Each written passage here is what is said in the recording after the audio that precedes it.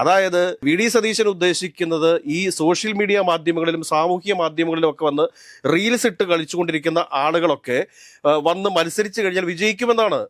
സാധാരണക്കാരായിട്ടുള്ള ജനങ്ങളുമായിട്ട് ബന്ധമില്ലാത്ത ആളുകളൊക്കെ തെരഞ്ഞെടുപ്പ് രാഷ്ട്രീയത്തിലേക്ക് വന്നു കഴിഞ്ഞാൽ സംഭവിക്കാൻ പോകുന്നത് വളരെ വലിയൊരു പരാജയമായിരിക്കും എന്നുള്ളൊരു സാമാന്യ ബോധത്തിലേക്ക് വി ഡി സതീശൻ വരണം. ഇപ്പോ ചില സ്ഥലങ്ങളിലൊക്കെ നമ്മൾ ശ്രദ്ധിച്ചിട്ടുണ്ടാവും, എന്തുകൊണ്ടാണ് പയ്യന്നൂരുകാരനായിട്ടുള്ള KC വേണുഗോപാൽ ആലപ്പുഴയിൽ വന്ന് മത്സരിച്ചപ്പോഴാണ് വിജയിച്ചിട്ടുള്ളത്. കണ്ണൂരുകാരനായിട്ടുള്ള റോജി എം ജോൺ അങ്കമാലിയിൽ വന്ന് നിന്നിട്ടാണ് മത്സരിച്ച് വിജയിച്ചിട്ടുള്ളത്. രാജ്മോഹൻ ഉണ്ണിത്താൻ പിന്നെ അത് ഒരു കാരണവശാലും വിജയിക്കില്ലാത്ത സീറ്റിലേക്കാണ് കൊല്ലത്തുനിന്ന് അദ്ദേഹം പോയി മത്സരിച്ചത്. അതോടൊപ്പം തന്നെ അടൂരുകാരനായിട്ടുള്ള രാഹുൽ മാങ്കുട്ടം പാലക്കാട് പോയി നിന്ന് മത്സരിച്ചാണ് ജയിച്ചിട്ടുള്ളത്. പട്ടാമ്പിക്കാരനായിട്ടുള്ള ഷാഫി പറമ്പിൽ പാലക്കാട് നിന്ന് മത്സരിച്ചാണ് വിജയിച്ചിട്ടുള്ളത്.